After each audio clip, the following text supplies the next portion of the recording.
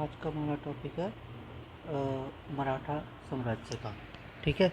और सबसे पहले हम मराठा साम्राज्य के बारे में पढ़ने से पहले हम थोड़ा क्रोनोलॉजी को समझते हैं। ठीक है, कि कि राइजिंग ऑफ मराठा कैसे हुआ। ठीक है, तो देखिए, अगर हम इनकी बात करते हैं, देखिए पहले हमारे आते हैं छत्रपति शिवाजी, जिनका जन्म होता है 19 फरवरी 1930 को। ठीक है, शिवनार के दुर्ग में। ठीक है, इनके फादर का नाम था शाहजी भोसले और माता का नाम था जीजाबाई। ठीक है, और जो छत्रपति शिवाजी थे, उनके जो आध्यात्मिक गुरु थे वो थे रामदास। ठीक है, और राजनीतिक गुरु थे इनके दादाजी कोरदेव। ठीक है, और इन्होंने क्या करा था, देखो 16 वर्ष की आयु में, ठीक है, बीजापुर जो था ना, बीजापुर, ठीक है, वो त्रोणों के पास था, तो इन्होंने बीजापुर जो है त्रोणों से जीत लिया था 16 वर्ष की आयु में। ठीक है,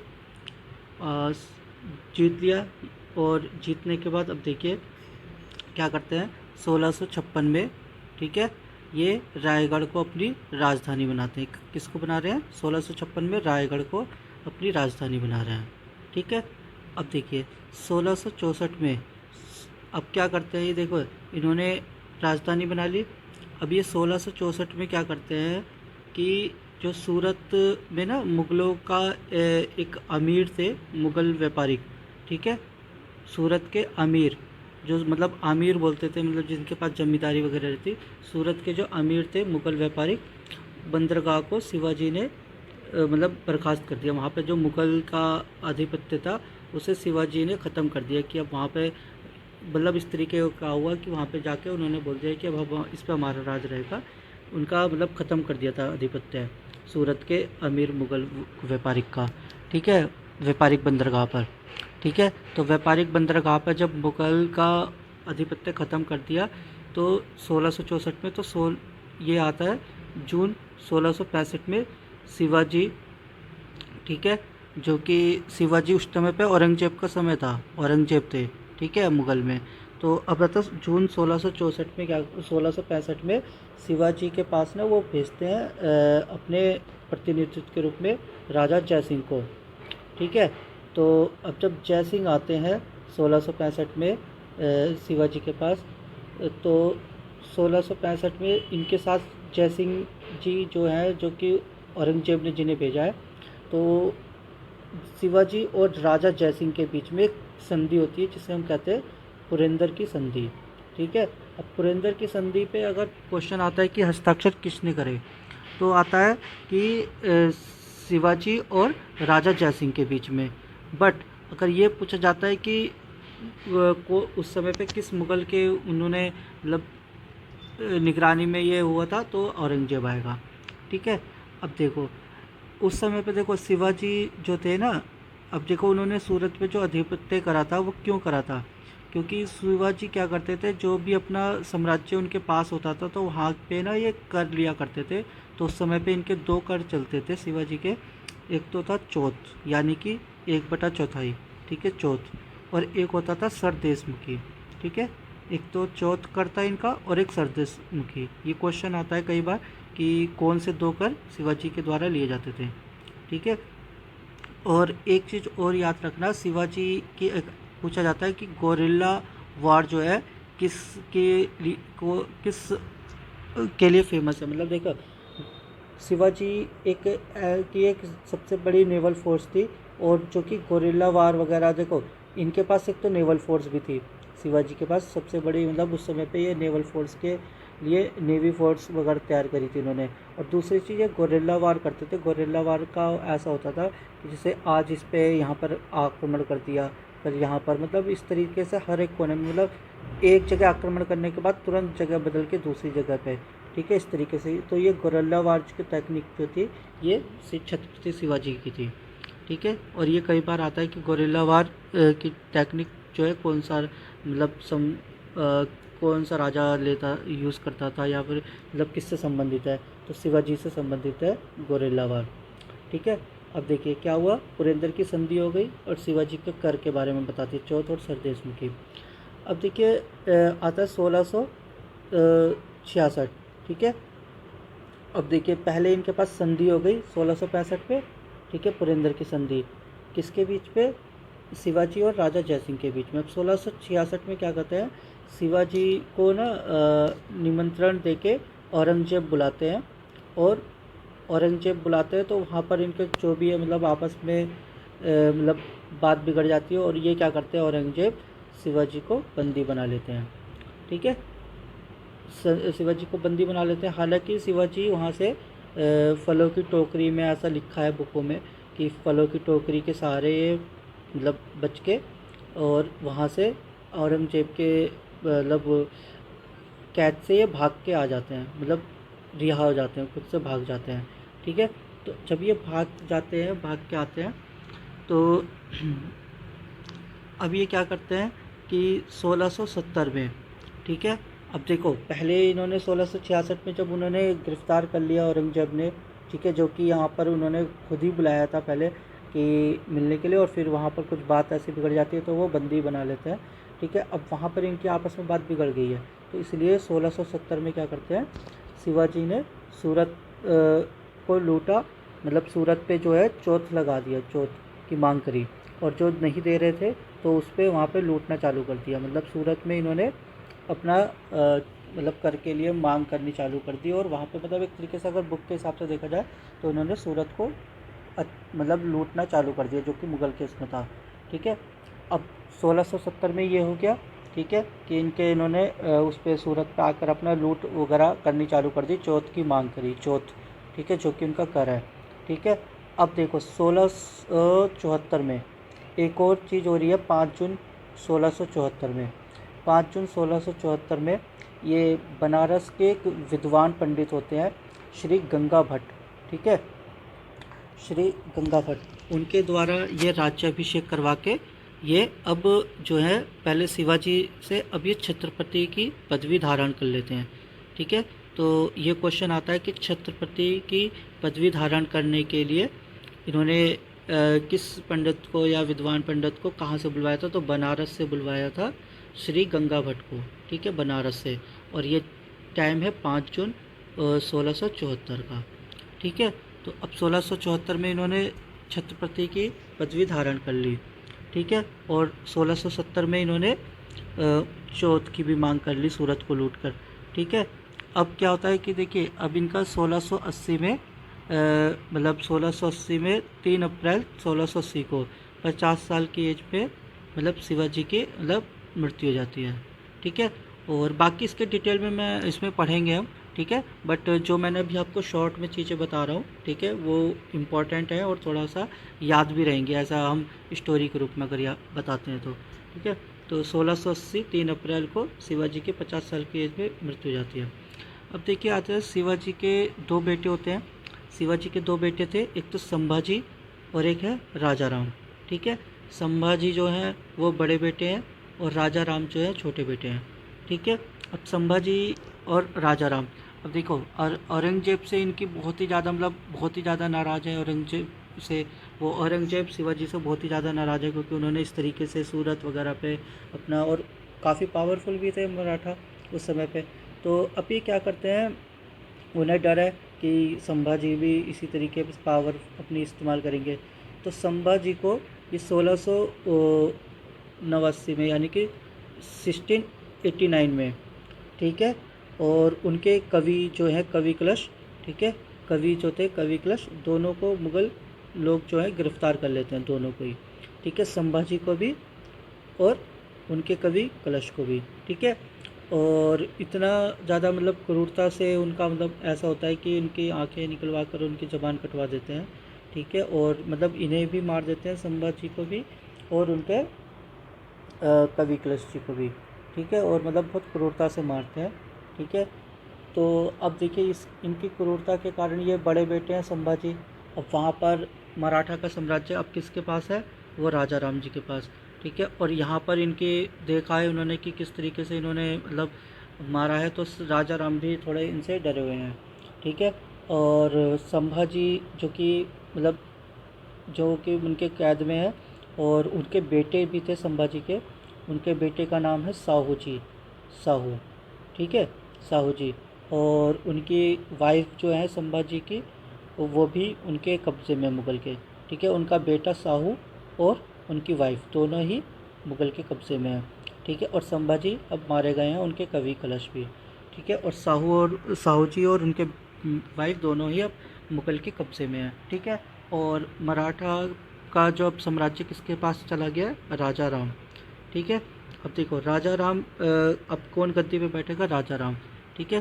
तो अब ये आता है राजा राम जी का समय 1689 से 1700 तक, यानी कि 1689 से 1700 तक। कौन गद्दी पे बैठा है मराठा के इसके रूप में, प्रतिनिधि के रूप में, राजा राम, ठीक है। अब ये डरे हुए थे, ठीक है। और पहले शिवाजी ने राजधानी किसे बनाई थी, रायगढ़ को, ठीक है। बट यहाँ पर क्या करते हैं ये जो राजा राम है वो राजधानी को चेंज कर लेते हैं। ये राजधानी अब बनाते हैं अपनी जिंजी, ठीक है, जिंजी। और अब ये जिंजी बनाते हैं, और 1698 तक, यानी कि 1698 तक ये जिंजी से ही अपना मुग़लों पे मतलब मुग़लों का जो गतिविधि, मतलब कि मुग़लों के विरुद्ध जो है ये मुग़लों के विरुद्ध यहीं से अपना जारी रखते हैं आक्रमण, ठीक है। यानी कि हम ये कह सकते हैं कि मुग़लों के विरुद्ध जो मराठा की गतिविधियों का केंद्र रहा था जिंजी, ठीक है। तो ये 1698 तक, ठीक है। अब ये क्या करते हैं, वहाँ भी जिंजी, जब इन्होंने बहुत ज़्यादा आक्रमण कर दिया, अब यहाँ पर भी मराठा आने लगे मारने, ठीक है। तो अब ये क्या करते हैं, जिंजी से अपनी शिफ्ट कर लेते हैं 1699 में, यानी कि 1699 में जिंजी से अपनी कैपिटल शिफ्ट कर लेते हैं सतारा। तो ये भी क्वेश्चन आता है कि सतारा को कैपिटल इन्होंने कब बनाया था, 1699 में, ठीक है। अब 1700 में राजा राम जी की मृत्यु हो जाती है, ठीक है।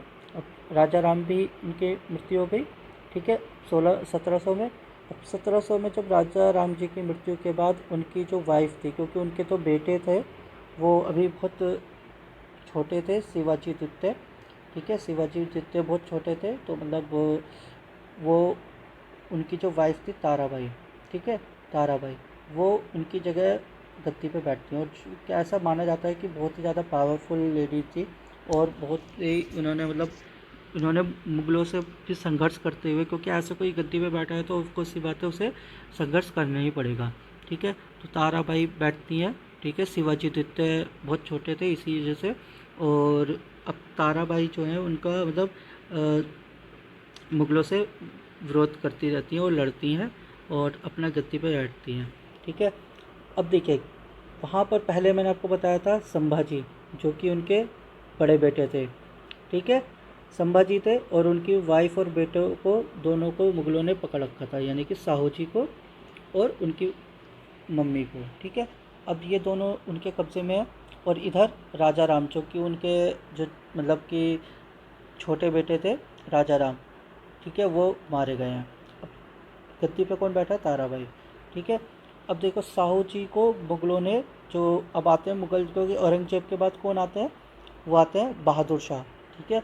अब बहादुर शाह जब आते हैं लगभग 1707 में, ठीक है, 1707 में जब बहादुर शाह आते हैं तो लगभग वो क्या करते हैं, साहू जी को वो रिहा कर देते हैं, ठीक है। बट उनकी जो मदर है उन्हें रिहा नहीं करते, बट केवल साहू जी को रिहा करते हैं, और कुछ शर्तों के साथ रिहा करते हैं, ठीक है।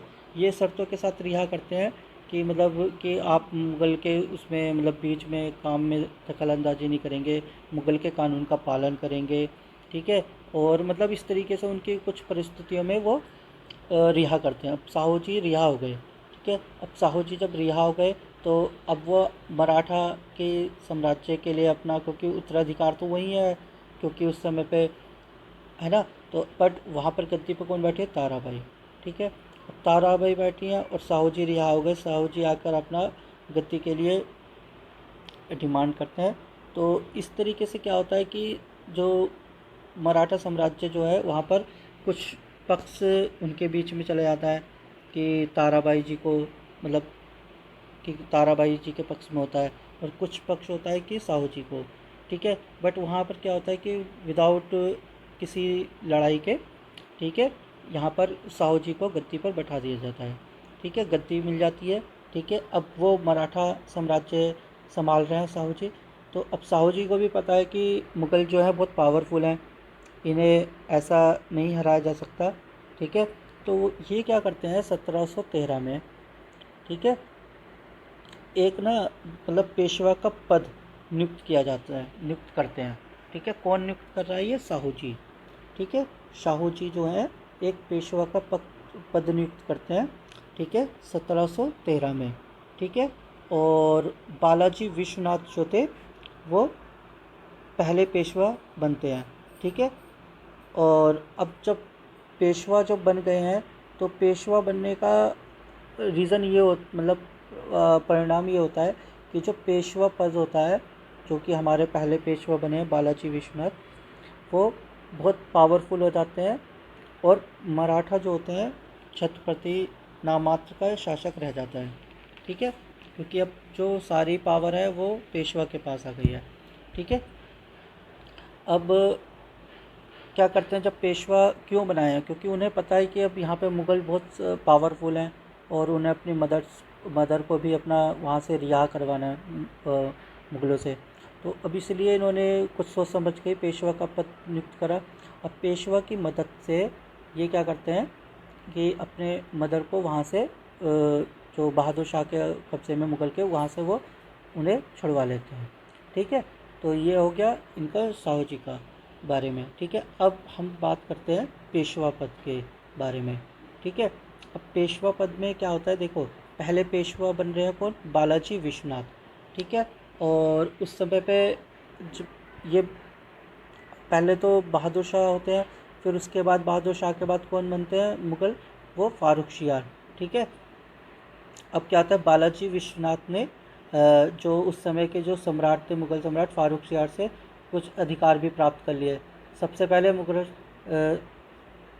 राजा के रूप में मान्यता दी, ठीक है। मतलब उन्होंने ये कहा कि जो फारुख शियार से कि जो हमारे मराठा के जो राजा हैं, ठीक है, आपको इन्हें एक राजा का मान्यता देनी पड़ेगी साहू जी को, ठीक है। तो उन्होंने साहू जी को मराठा के राजा के रूप में मान्यता दी, ठीक है। किसने दी है? फारुख शियार ने। और दूसरा उन्हें साहू मतलब कि साहू जी को इन्होंने जो दक्षिण क्षेत्र के 6 मुग़ल प्रांत थे, ठीक है, वहाँ पर इन्होंने बोला कि हमें यहाँ पर मतलब टैक्स लेने हैं, चौथ और सरदेशमुखी दोनों की अनुमति ले ली, ठीक है। यानी कि 6 मुग़ल साम्राज्य जो थे दक्षिण क्षेत्र के, इसके लिए बालाजी विश्वनाथ ने फारुख शियार से मतलब इसकी अनुमति ले ली, ठीक है। दो चीज़ हो गई, एक तो मराठा का राजा घोषित करवाया साहू जी को, और दूसरा दक्षिण के 6 मुग़ल प्रांत जो थे वहाँ पर अपने 2 कर जो थे इनके, चौथ और सरदेशमुखी दोनों की अनुमति ले ली, ठीक है। अब देखिए, ये तो बालाजी विश्वनाथ के बारे में हो गई। बालाजी विश्वनाथ का समय टाइम होता है 1713 से लेकर 1720 तक, ठीक है। अब बालाजी विश्वनाथ के बाद देखिए कौन आते हैं? बाजीराव फर्स्ट, ठीक है। बाजीराव फर्स्ट आते हैं। तो बाजीराव फर्स्ट का जो टाइम पीरियड होता है वो 1720 से 1740 तक का, ठीक है। और ये ये जो बाजीराव फर्स्ट हैं, ये बाजीराव कौन फर्स्ट? ये बाजीराव वही हैं, ठीक है, जो जिनकी वाइफ का नाम था काशीबाई मस्तानी, ठीक है, ये उनकी वाइफ थी, ठीक है। और जिनके ऊपर अभी मतलब मूवी वगैरह इनके ऊपर ही बनी है, वो काशीबाई ठीक है, मस्तानी वाली, ठीक है, बाजीराव फर्स्ट के बारे में, ठीक है। अब इन्होंने मराठा के, अब इन्होंने क्या करा कि देखो बाजीराव फर्स्ट आए। अब इन्होंने क्या करा कि देखो जो मराठा साम्राज्य था उसमें देखो मराठा में ना कई कैटेगरी थी, ठीक है। तो इन्होंने क्या करा कि हर मतलब मराठाओं को ना संघों में बांट दिया, ठीक है। जैसे कि अलग अलग ग्रुप के मराठा थे तो उन्हें संघ में बांट दिया। तो मतलब क्योंकि जो मराठा का क्षेत्रफल था वो बहुत बढ़ गया था इनके बालाजी विश्वनाथ के पेशवा के समय पे। अब बाजीराव जी के समय पे भी वो इतना ही मतलब काफ़ी बड़ा क्षेत्र था। तो अकेले संभालना थोड़ा सा, तो इन्होंने क्या करा, उन्हें अलग अलग उसमें बांट दिया। जैसे कि बड़ौद का जो था, बड़ौदा का जो क्षेत्र था वो गायकवाड़ को दे दिया गया। ठीक है, बड़ौदा का जो क्षेत्र था वो गायकवाड़ को दे दिया गया। और सेकंड, नागपुर का जो क्षेत्र था वो भोसले उनको दे दिया गया। ठीक है, भोसले साम्राज्य को। ठीक है, और जो थर्ड था इंदौर का जो क्षेत्र था वो होलकर होलकर साम्राज्य को दे दिया गया, होलकर। ठीक है, अहिल्याबाई होलकर, जैसे कि आपने नाम सुना होगा। ठीक है, इंदौर का जो क्षेत्र था वो होलकर साम्राज्य को दे दिया गया। ठीक है, और फोर्थ जो था ग्वालियर का जो क्षेत्र था वो दे दिया सिंधिया साम्राज्य को, सिंधिया। ठीक है, ये सभी मराठा के ही हैं। ठीक है, गायकवाड़, भोसले और होलकर और सिंधिया। ठीक है, ये सब ये जो है मराठा के ही है। ठीक है, तो बड़ौदा का दे दिया गायकवाड़ को, नागपुर का भोसले जी को, और इंदौर को दे दिया होलकर जी को, ग्वालियर दे दिया सिंधिया को, और पूना जो है पूना वो दे दिया पेशवा। ठीक है, पूना में पेशवा पद रहा। ठीक है, अब ये इन्होंने जो 5 साम्राज्यों को बांट दिया। ठीक है, तो अब 5 साम्राज्यों को बांट दिया। इस तरीके से क्या हुआ कि सभी मराठा साम्राज्य पे मतलब नियंत्रण रखना बहुत आसान हो गया था इनके लिए। ठीक है, तो ये काम किसने करा था? बाजीराव फर्स्ट ने, जो 5 साम्राज्यों में बांट दिया था मतलब पूरा उसको, मराठा संघ को। ठीक है, अब ये बाजीराव फर्स्ट हो गए। अब देखो बाजीराव फर्स्ट के ना 2 बेटे होते हैं, एक तो बालाजी बाजीराव और रघुनाथ राव। ठीक है, तो बालाजी बाजीराव जो थे वो बड़े बेटे थे, और जो रघुनाथ राव थे वो छोटे बेटे थे। ठीक है, तो बालाजी बाजीराव और रघुनाथ राव। अब देखो वही चीज़ जो वहाँ पर हुई थी पहले।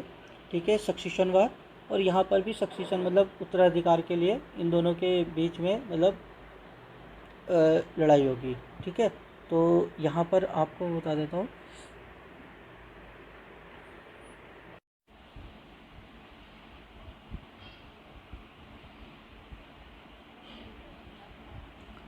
ठीक है, अब जैसे कि मैंने आपको बताया कि बाला यहाँ पर उनके बेटे थे। ठीक है, बाजीराव के 2 बेटे थे, बालाजी बाजीराव और रघुनाथ राव। ठीक है, बालाजी बाजीराव बड़े बेटे थे और रघुनाथ राव छोटे बेटे थे। पर देखिए बालाजी बाजीराव जब गद्दी पर बैठते हैं तब ना साहू जी जानते हैं ना, साहू जी मर चुके थे तब तक। ठीक है, साहू जी जो कि उनके बेटे थे। ठीक है, किनके? संभाजी के। ठीक है, वो मर चुके थे तब तक। पर जो साहू जी थे उनके भी बेटे थे राजा राम सेकंड। ठीक है, राजा राम सेकंड। ठीक है, और राजा राम सेकंड जो थे वो जेल में थे। ठीक है, कौन सी जेल में थे? ठीक है, सतारा की जेल में थे राजा राम। ठीक है, तो ये सतारा की जेल में थे राजा राम सेकंड। ठीक है, और ये किसके बेटे हैं? साहू जी के। ठीक है, ये सतारा की जेल में, यानी कि अब मराठा का कोई भी बड़ा मतलब नहीं है। तो यहाँ पर जो है सारा मतलब जो मतलब मुगल, जहाँ पर यहाँ पर जो सारा अधिकार जो है किसके पास हो जाता है? बालाजी बाजीराव के पास। ठीक है, तो बालाजी बाजीराव के पास इस समय पे सारा अधिकार है। ठीक है, और ये बड़े बेटे हैं किसके? बाजीराव के। ठीक है, बाजीराव के। तो बालाजी बाजीराव जो है यहाँ पर उनके पास सभी अधिकार हैं। और जैसे कि आपको पता है कि बाजीराव ने एक समझौता पहले कर लिया था, वह सॉरी बालाजी विश्वनाथ ने शाह आलम के साथ। ठीक है, कि मतलब उन्हें मतलब फारूक शियार के साथ। और वैसे ही समझौता ये करते हैं, पहले बालाजी विश्वनाथ ने करा था फारूक शियार के साथ कि मराठा को मतलब एक सम्राट का वो अधिकार दिलाने के लिए। इसी तरीके का देखो बालाजी बाजीराव जो हैं। ठीक है, बालाजी बाजीराव ये ना आलम शाह होते हैं उस समय पे मुग़ल साम्राज्य के। ठीक है, तो उनके साथ एक मतलब वो करते हैं कि हम आप हमें मतलब कि इसमें चौथ वगैरह देंगे। ठीक है, और मतलब एक एग्रीमेंट होता है। ठीक है, आलम शाह के साथ कि आप हमें, ये 1792 में होता है, 1752 में। ठीक है, कि आप हमें मतलब वो देंगे, मतलब कि नाम है चौथ वगैरह देंगे, इससे हम आपको क्या करेंगे, बाहरी जो आक्रमण होते हैं ना, वो उनसे हम आपकी रक्षा करेंगे। ठीक है। और जब बालाजी बाजीराव बनते हैं, ठीक है, तब इनका मतलब ये चौथ वगैरह जो लेने का मतलब जो एरिया है, यहाँ मतलब पश्चिमी क्षेत्र जो है अजमेर से लेकर आगरा तक मराठों द्वारा लिया गया। मतलब इतना मतलब बहुत दूर तक का एरिया था, तब तक मतलब लिया जाता था चौथ और कर। ठीक है। तो अब क्या होता है कि देखो बालाजी बाजीराव ने क्या करा है समझौते पे, कि हम आपका भारत की उससे सुरक्षा करेंगे। ठीक है, शाह आलम से। ठीक है। अब उसी बीच में क्या होता है, ठीक है, एक अफ़गान का मतलब वो होते हैं अहमद शाह अब्दाली। ठीक है, अहमद शाह अब्दाली होते हैं अफ़गान के। वो आक्रमण कर देते हैं भारत पे। ठीक है, भारत पे आक्रमण करते हैं जैसे नादिर शाह ने करा था पहले। ठीक है। और इनका मतलब क्या था कि केवल भारत को लूटना था। अहमद शाह अब्दाली का जो मेन मकसद था अफ़गान के थे, इनका मेन मकसद जो था वो भारत को लूटना था, जैसे नादिर शाह का था। ठीक है। अब ये क्या करते हैं कि अब देखो यहाँ पर बालाजी बाजीराव ने एक एग्रीमेंट कर रखा है कि भारत के लोगों से बाहरी आक्रमण से बचाना भी है मुग़लों को। ठीक है। तो इसी कारण से जो ये एग्रीमेंट है और ये चौथ वगैरह लेते थे, इसी कारण से अब क्या करते हैं, अहमद शाह अब्दाली जो है भारत पर जब आक्रमण करते हैं, तो बालाजी बाजीराव के साथ इनका अहमद शाह अब्दाली के साथ मतलब युद्ध होता है। ठीक है। अब ये जो युद्ध हो रहा है 1761 में हो रहा है। ठीक है, 1761 में हो रहा है, यानी कि 1761 में। ठीक है, ये युद्ध हो रहा है जिसे हम बोलते हैं पानीपत की थर्ड वार। ठीक है। और पानीपत की थर्ड वार कहते हैं इसे। अब पानीपत की जो थर्ड वार होती है 1761 की, वो होती है अहमद शाह अब्दाली और बालाजी बाजीराव के बीच में, और जिसमें अहमद शाह अब्दाली जो है जीत जाते हैं।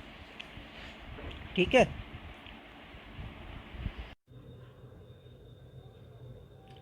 ठीक है। तो अभी हमने देखिए क्या पढ़ा था कि जो अब्दाली थे, ठीक है, अब ये अफ़गान के जो अब्दाली है अहमद शाह अब्दाली, ये भारत पर आक्रमण कर देते हैं। ठीक है। और जैसे कि बालाजी बाजीराव ने उनके साथ शाह आलम के साथ समझौता कर रखा है कि हमें आपको बाहरी आक्रमण से बचाना है। ठीक है। तो यहाँ पर 1761 में एक युद्ध हो जाता है अहमद शाह अब्दाली और मराठाओं के बीच में, जिसे पानीपत की थर्ड लड़ाई कहते हैं। ठीक है। अब इसमें क्या होता है कि देखिए अहमद शाह अब्दाली जो होते हैं वो जीत जाते हैं। ठीक है। और जो मराठा के जो थे सदाशिवराव, ठीक है, वो मारे गए। और सदाशिवराव जो मारे जाते हैं, तो उसी कारण से बालाजी बाजीराव भी मतलब उनका जो मतलब काफ़ी ज़्यादा मतलब क्लोज थे ये लोग। तो बालाजी बाजीराव उसी के सदमे में ये भी मर जाते हैं। ठीक है। अब देखो बालाजी बाजीराव चले गए, और यहाँ पर क्या हो गया कि अफ़गानों की जो शक्ति है वो बढ़ गई। ठीक है। और मराठाओं का बिल्कुल मतलब उसमें पता चल गया कि हाँ मराठा जो है, मराठा से ज़्यादा शक्तिशाली कौन है, ये अफ़गानी लोग हैं। ठीक है। अब देखो मराठाओं की शक्ति तो कम हुई है, बट अभी क्या है कि मराठाओं का एंड नहीं हुआ। ठीक है, मतलब कि यहाँ पर देखिए, अब देखिए यहाँ पर क्या हुआ कि मराठा लोग हार गए, मतलब कि पेशवा लोग हार गए अब्दाली से। ठीक है, इनकी शक्तियाँ कम हो गई। यहाँ पर देखिए इनके सदाशिवराव जी के मर जाने के बाद वो जो इनके बालाजी बाजीराव थे वो भी मर गए। ठीक है। अब बालाजी बाजीराव के बेटे हैं माधवराव। ठीक है, बालाजी बाजीराव के जो बेटे हैं माधवराव। ठीक है। और दूसरी तरफ देखो मैंने आपको बताया था बालाजी बाजीराव गद्दी पे बैठे थे, वो बड़े बैठे थे इसलिए, बट उनके एक भाई भी थे जो कि छोटे बेटे थे रघुनाथ राव। ठीक है, रघुनाथ राव। बट बड़े बेटे थे माधव राव जो कि गद्दी पे बैठे, और रघुनाथ राव थे छोटे बेटे। ठीक है। अब बालाजी बाजीराव मर गए, बालाजी बाजीराव के बेटे हैं माधव राव, और दूसरी तरफ जो रघुनाथ राव हैं, ठीक है, जो कि बेटे किसके हैं, ये बेटे हैं बाजीराव फर्स्ट के। ठीक है, रघुनाथ राव। ठीक है, बाजीराव फर्स्ट के जो बेटे हैं, और दूसरी तरफ है माधवराव जो कि बालाजी बाजीराव के बेटे हैं। ठीक है। तो बालाजी बाजीराव के जो बेटे हैं माधवराव, और दूसरी तरफ बाजीराव प्रथम के बेटे रघुनाथ राव, यानी कि हम कह सकते हैं माधवराव के चाचा हैं। ठीक है, ये रघुनाथ राव। ठीक है। अब ये दोनों ही गद्दी के लिए लड़ाई करते हैं, मतलब कि उसके कि मराठा मतलब कौन उसका सरताज बनेगा। ठीक है। अब इसमें क्या होता है कि सब ना ये सोचते हैं कि जो मतलब यंग है माधवराव और उसमें ज़्यादा काबिलियत थी, तो सभी का मतलब यही मानना था कि माधवराव को ही गद्दी पे बैठना चाहिए। ठीक है, अब इसमें क्या है कि रघुनाथ राव जो हैं इस चीज़ के लिए बड़ा ही वो करते हैं कि मैं इनका छोटा बेटा था और मैंने उसके लिए बालाजी बाजीराव को अपना गद्दी दे दी थी, बट अभी अब बालाजी बाजीराव नहीं रहे तो मुझे ही गद्दी पे मिलनी चाहिए। बट अभी क्या हो रहा है कि बालाजी बाजीराव के बेटे को बैठा रहे हैं माधवराव को, और ये सभी मराठा वगैरह। ठीक है, तो ये इसलिए रघुनाथ राव को बुरा लगता है और ये ब्रिटिश से जाके मिल जाते हैं, मतलब कि मदद मांगते हैं कि ब्रिटिश की मदद से बोलते हैं कि हमें मतलब कि मुझे राजा बनना है और ऐसे से।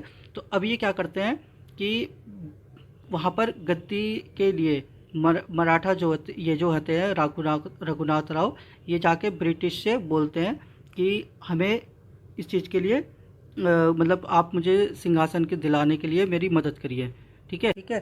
तो अब ये बोलते हैं जब कि हमें मतलब मदद करे, तो वो बोलते हैं कि भैया इसके बदले हमें क्या दोगे आप, क्योंकि हम आपको गद्दी दिला देंगे तो आप हमें क्या दोगे। तो ब्रिटिश लोग से ये वो बोलते हैं रघुनाथ राव कि जो सालसेट और बेसिन के जो किले हैं, ठीक है, वो हम आपको दे देंगे। यानी कि अब देखिए इन दोनों के बीच में एक ट्रीटी हो रही है जिसे हम ट्रीटी ऑफ सूरत कहते हैं 1775 में, और ये किसके बीच में हो रही है, रघुनाथ राव और ब्रिटिश के बीच में 1775 में, यानी कि 1775 में ट्रीटी ऑफ सूरत हो रही है रघुनाथ राव और ब्रिटिश के बीच में।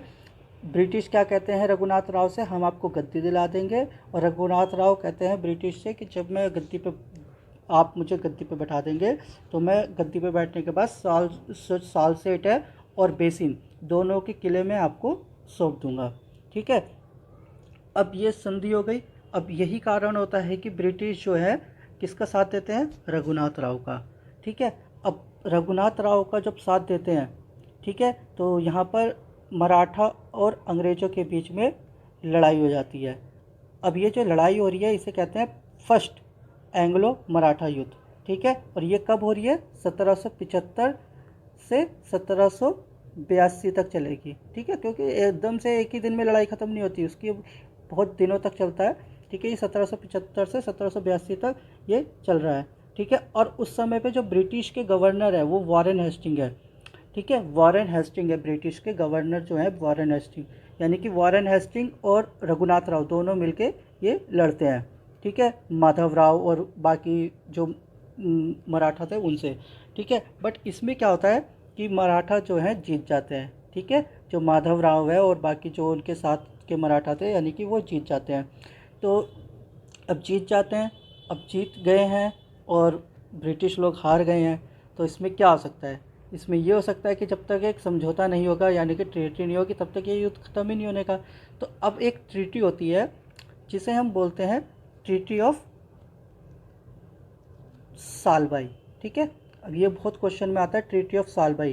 ठीक है, ट्रीटी ऑफ सालबाई जो है वो किसका परिणाम हुआ, ये फर्स्ट एंग्लो मराठा वार का। ठीक है, ट्रीटी ऑफ सालबाई, और इसमें ये कौन से उसमें हो रही है, 1775 से 1782 तक अगर युद्ध हुआ है तो ये 1782 में हो रही है। कौन सी, ट्रीटी ऑफ सालबाई। ठीक है, अब इसमें क्या होता है कि इसमें समझौता ये हो जाता है कि अंग्रेज बोलते हैं कि माधव राव आप तो पेशवा बने रहोगे। ठीक है, और रघुनाथ राव के लिए क्या करना चाहिए, क्योंकि रघुनाथ राव भी अपोजिट साइड में खड़े हैं, तो उनसे ये समझौता है कि रघुनाथ राव जी को पेंशन दे दी जाएगी और माधव राव जी जो है आप पेशवा बने रहो। ठीक है, तो यहाँ पर ये तय होता है, तो रघुनाथ राव जी अपना पेंशन लेके एक अपना साइड हो जाते हैं।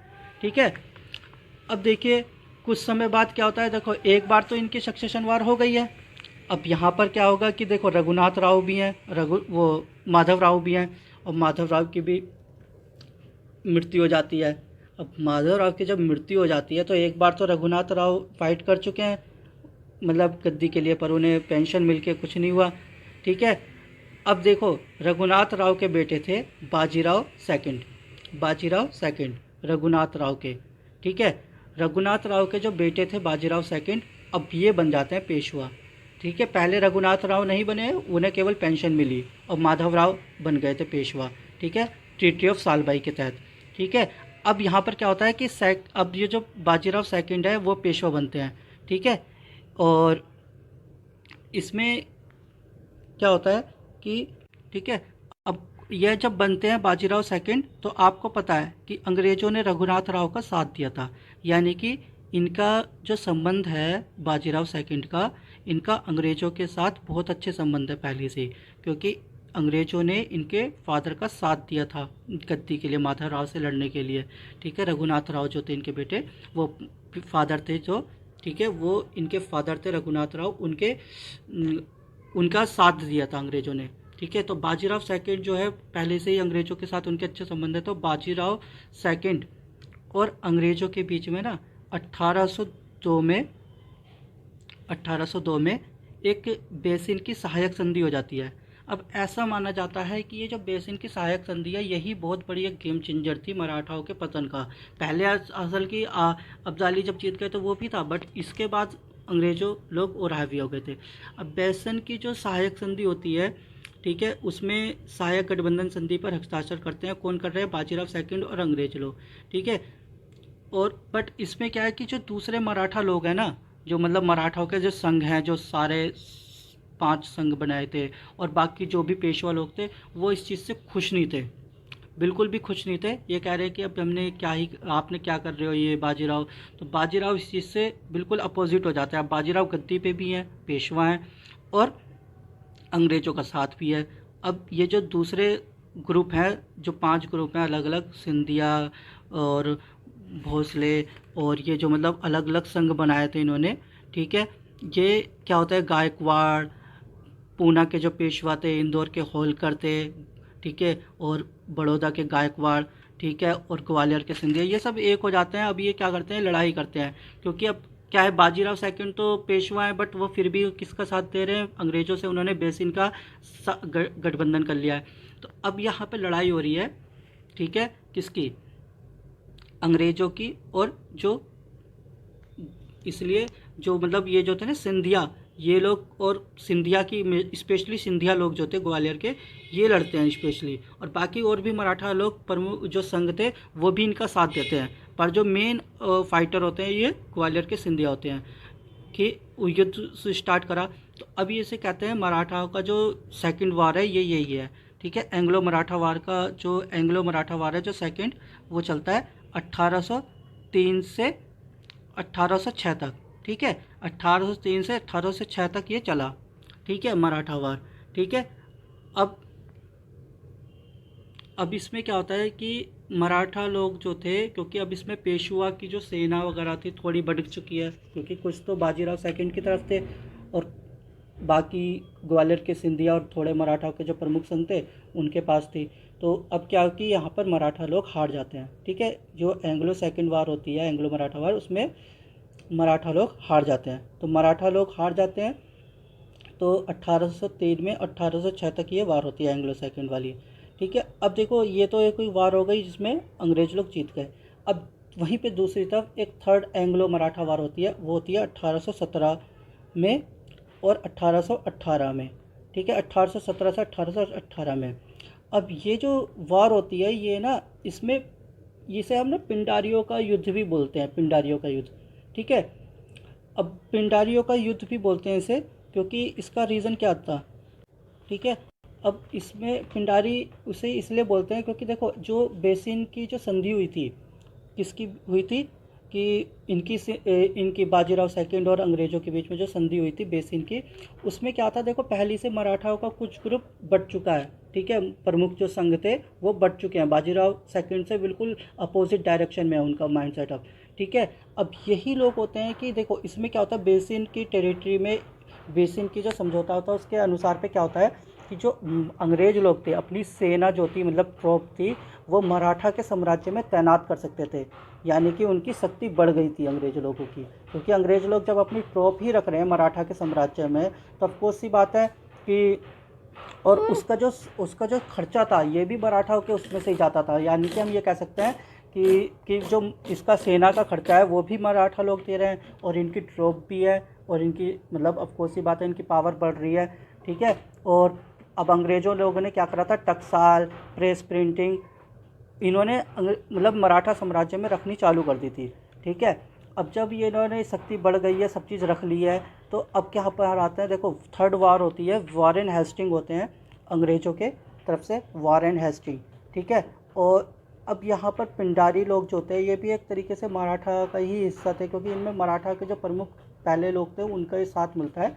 तो ये जो पिंडारी का युद्ध होता है जिसे हम एंग्लो मराठा थर्ड वार कहते हैं 1817 से 1818 में, ठीक है। इसमें वॉरेन हेस्टिंग जो होते हैं ब्रिटिश के वो, ठीक है, वो इन्हें हरा देते हैं, यानी कि सभी पिंडारियों को ख़त्म कर देते हैं और मराठाओं की हार हो जाती है, ठीक है।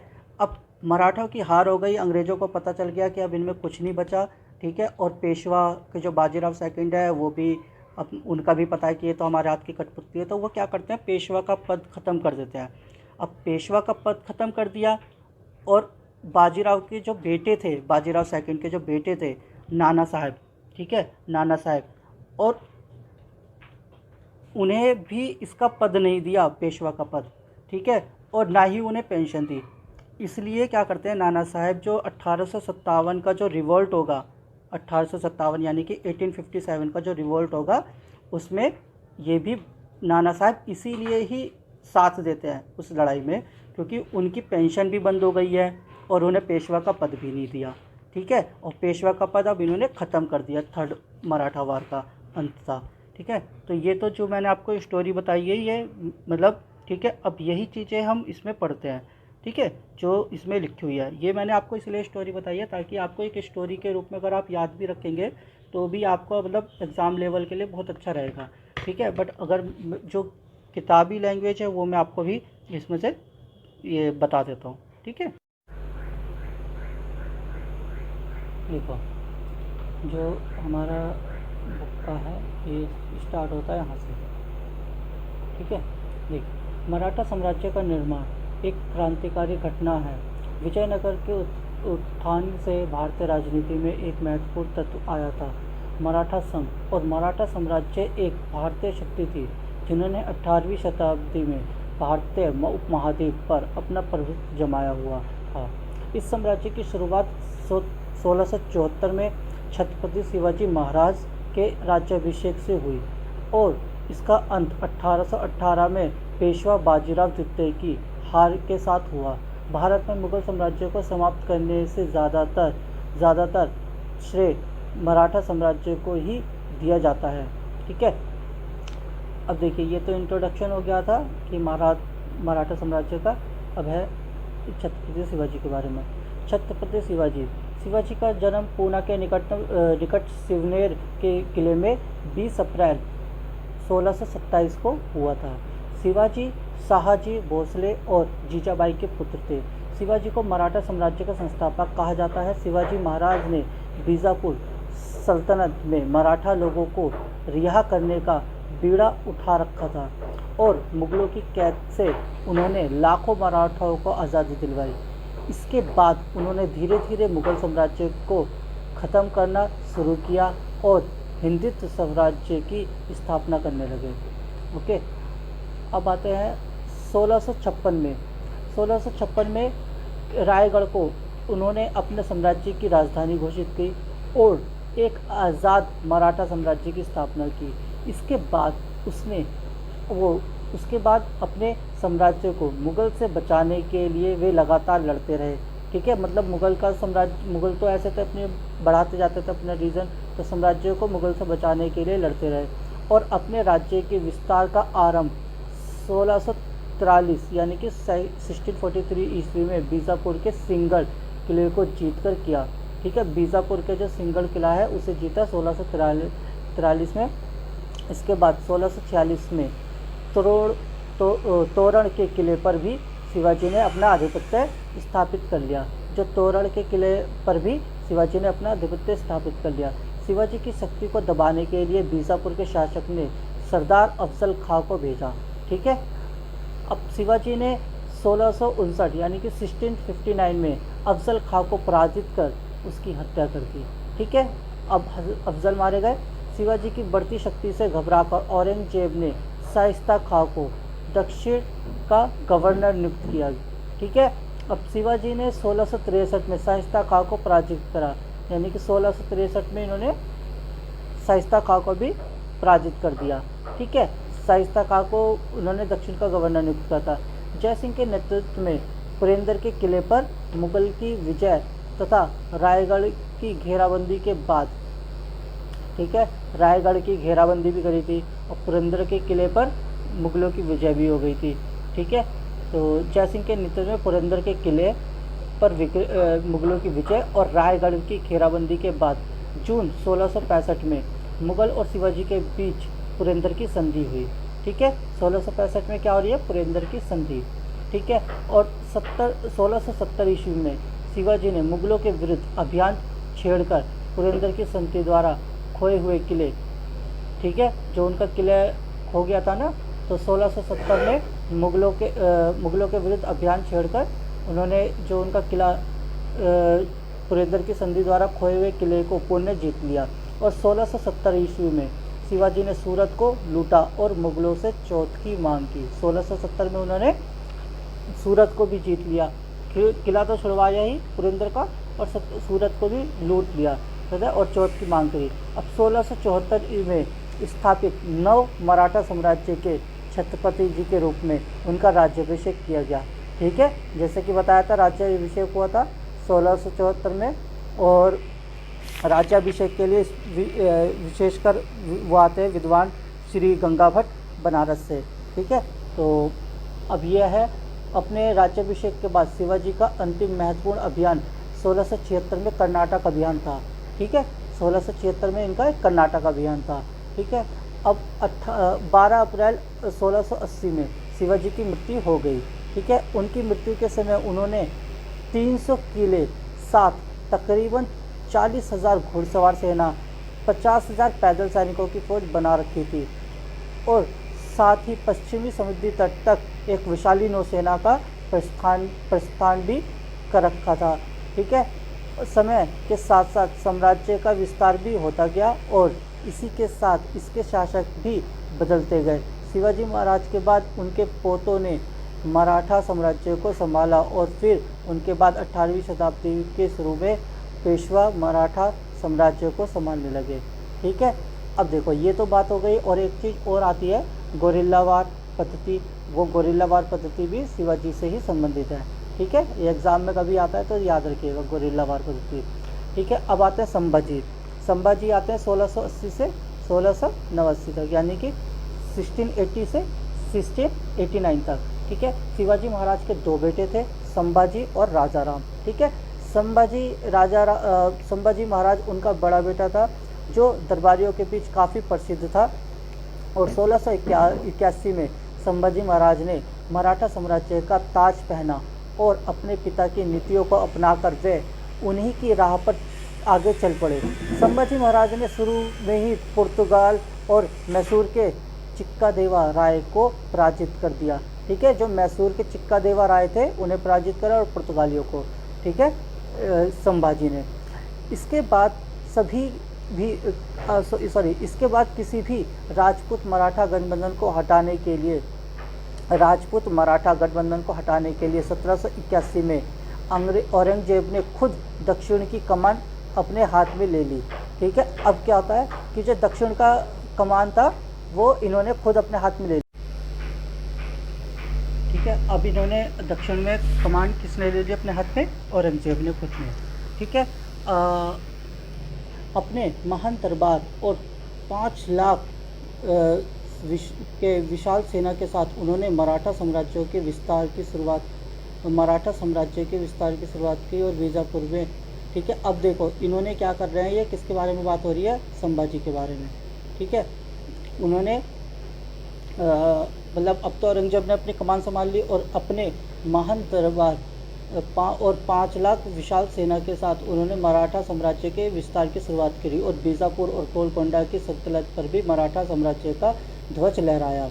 अपने 8 सालों के शासन में उन्होंने मराठाओं को औरंगजेब के खिलाफ एक भी युद्ध या गढ़ हारने नहीं दिया। संभाजी महाराज के बारे में बात हो रही है।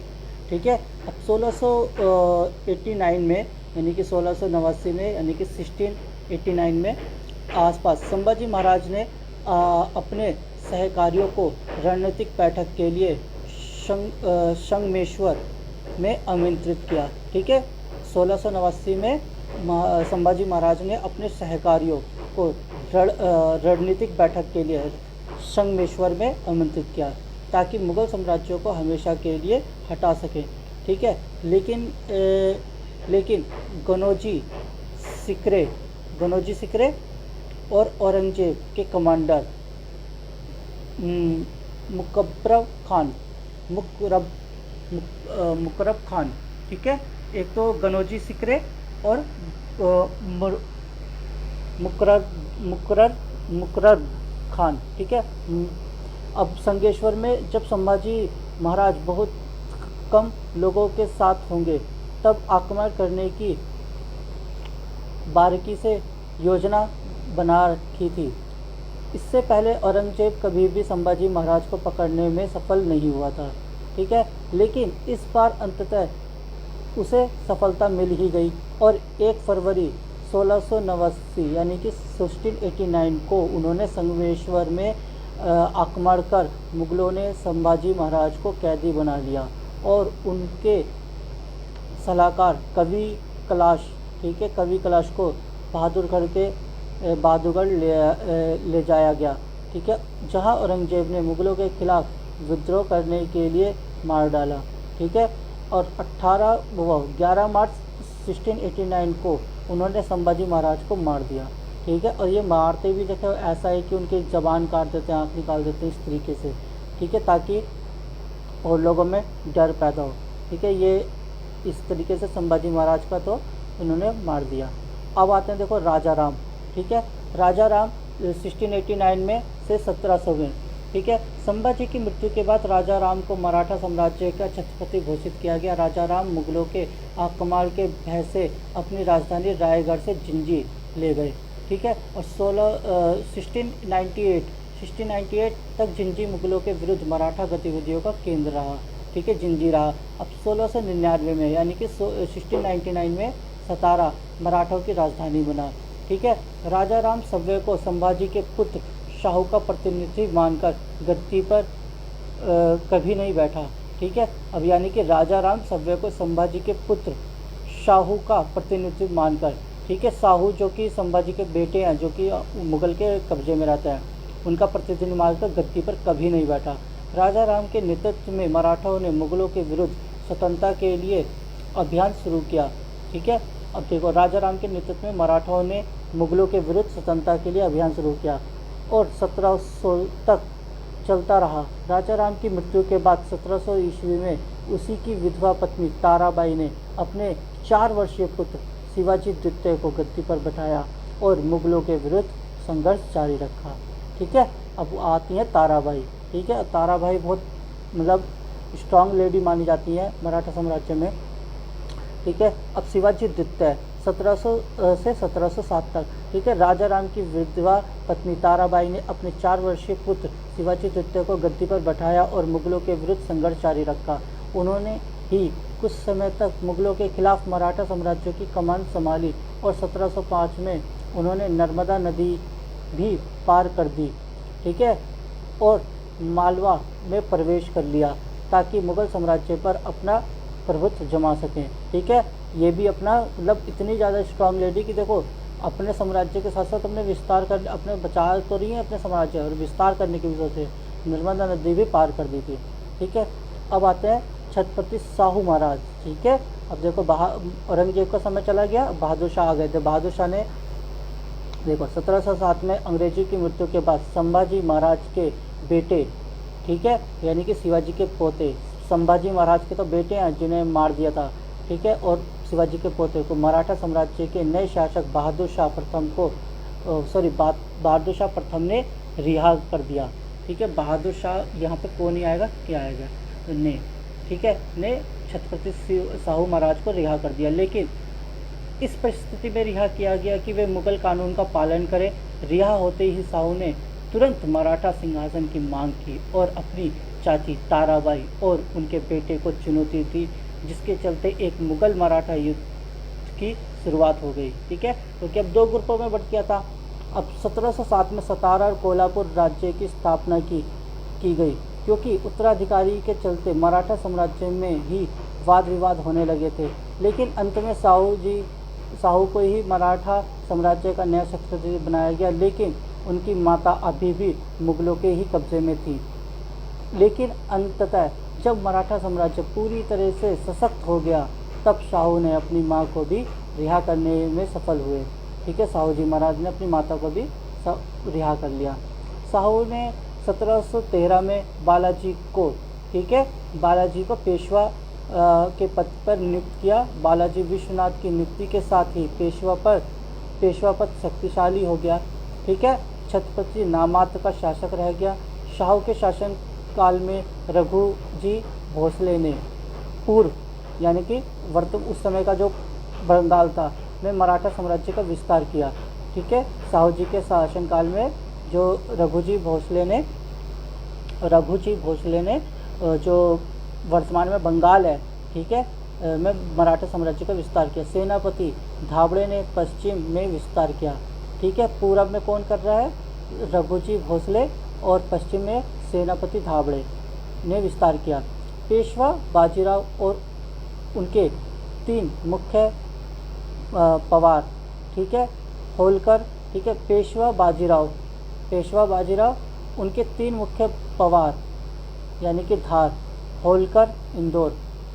जो पवार थे वो धार में, होलकर इंदौर में, सिंधिया ग्वालियर में ने उत्तर में विस्तार किया। ठीक है, यानी कि पवार जो थे वो धार में और होलकर इंदौर में, सिंधिया ग्वालियर में उत्तर में विस्तार किया। ये सभी राज्य उस समय मराठा साम्राज्य का ही हिस्सा थे। ठीक है, पेशवा का पद आ गया है और उन्होंने साम्राज्य को बांट दिया। पेशवा के अधीन मराठा साम्राज्य इस युग में पेशवा चित्पावन परिवार के संबंध रखते थे। चित्पावन परिवार से संबंध रखते थे, जो मराठा सेनाओं का नियंत्रण करते थे।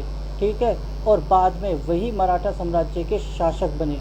ठीक है, अपने शासन काल में पेशवाओं ने भारतीय उपमहाद्वीपों में के ज़्यादातर भागों पर अपना प्रभुत्व बना रखा था।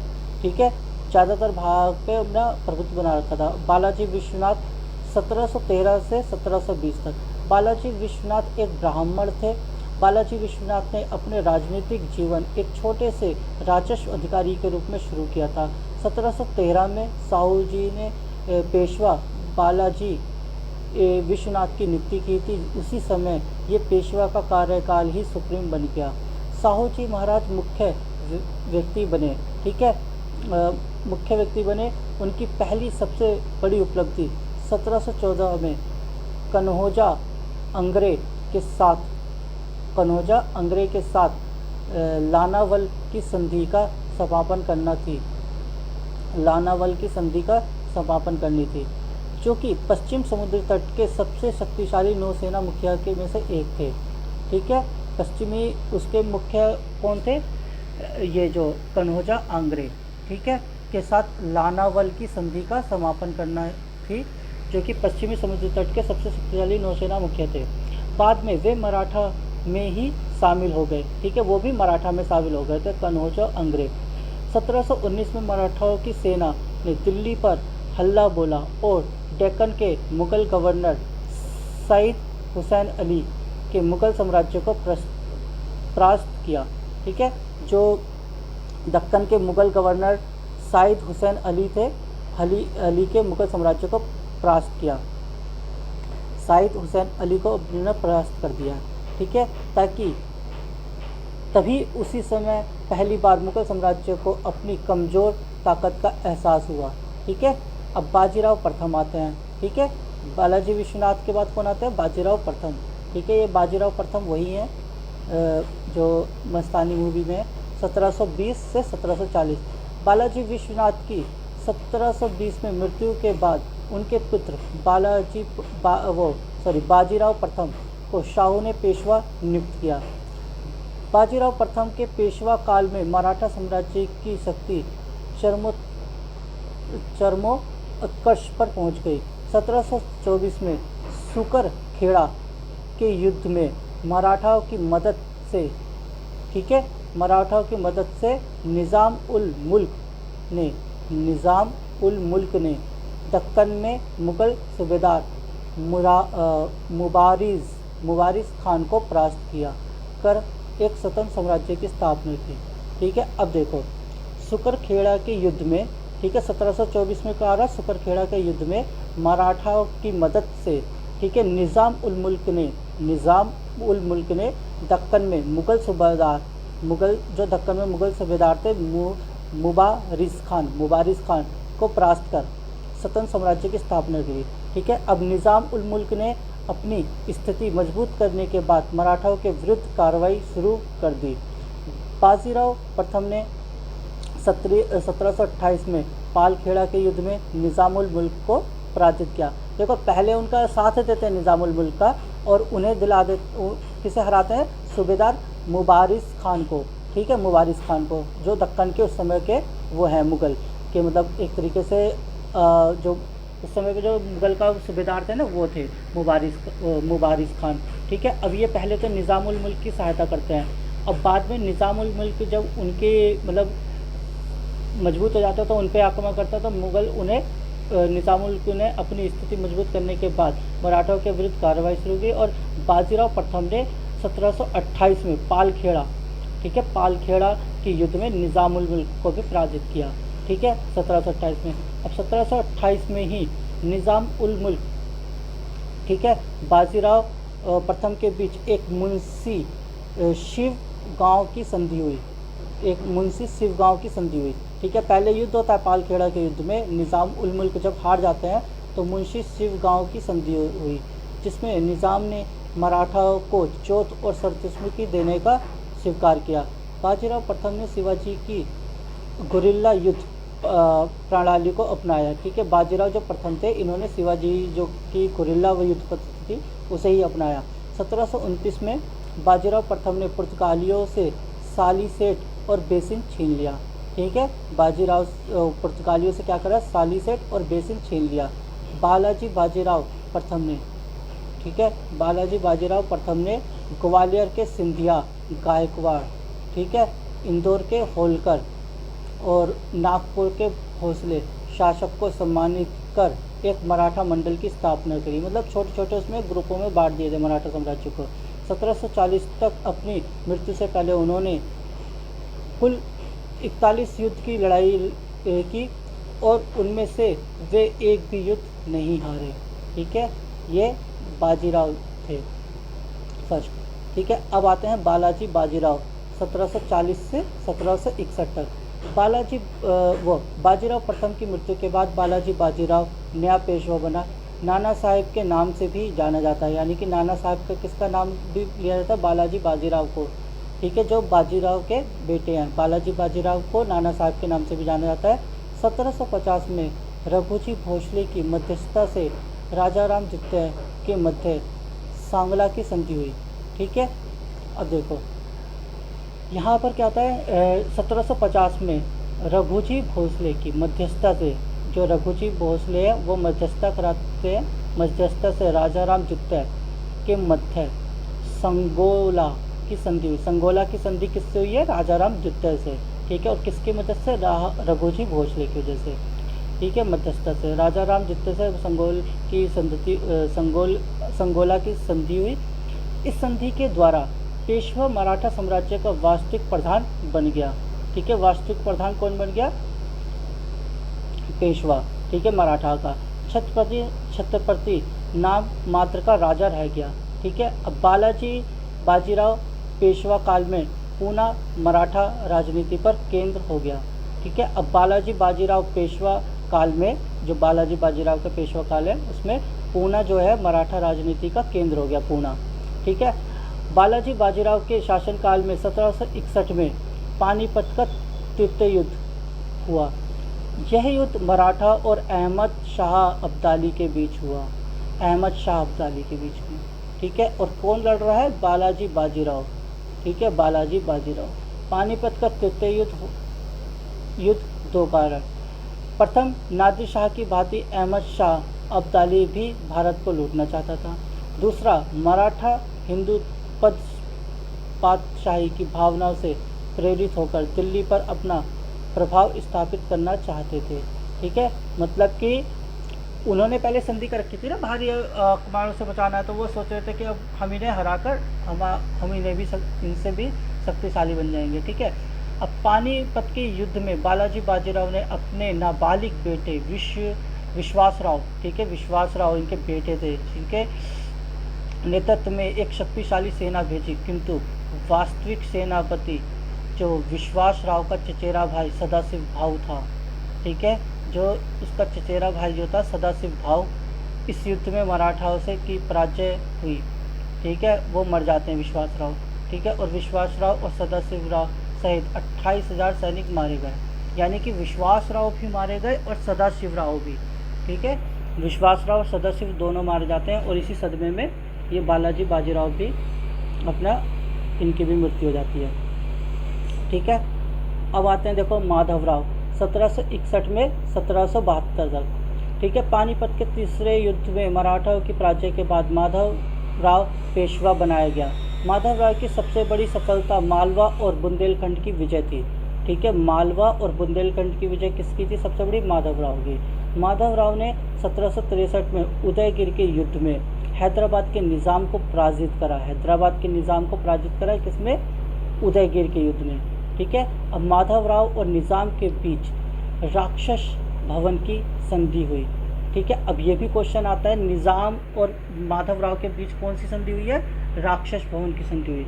1771 में मैसूर के हैदर अली को पराजित कर, मैसूर के जो हैदर अली हैं उन्हें पराजित करा। 1771 में माधवराव ने हैदर अली को पराजित करा मैसूर के कर, उसे नजराना देने के लिए बाध्य किया। मतलब नजराना वही जो मतलब कर का रूप होता है, नजराना देने के लिए प्रेरित किया। माधवराव ने रोहेला राजपूतों और जाटों को अधीन में लाकर उत्तर भारत में मराठाओं का वर्चस्व स्थापित किया।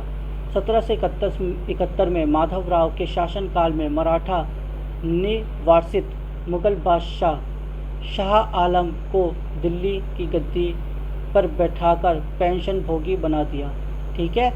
माधवराव के शासनकाल में मराठों निर्वासित मुगल बादशाह शाह आलम को दिल्ली की गद्दी पर बैठाकर पेंशन भोगी बना दिया, और नवंबर 1772 में माधवराव की क्षय रोग से मृत्यु हो गई, ठीक है। अब इनकी मृत्यु हो गई 1772 में, ठीक है। अब आता है नारायण राव, ठीक है, 1772 से 1774 तक। माधवराव की अपनी कोई संतान नहीं थी, अतः माधवराव की मृत्यु के उपरांत उनके छोटे भाई नारायण राव पेशवा बना। नारायण राव का अपने चाचा राघोबा से गद्दी को लेकर, उनके जो चाचा थे राघोबा से गद्दी को लेकर लंबे समय तक संघर्ष चलता रहा। अंत में राघोबा ने 1776 में नारायण राव की हत्या कर दी, ठीक है।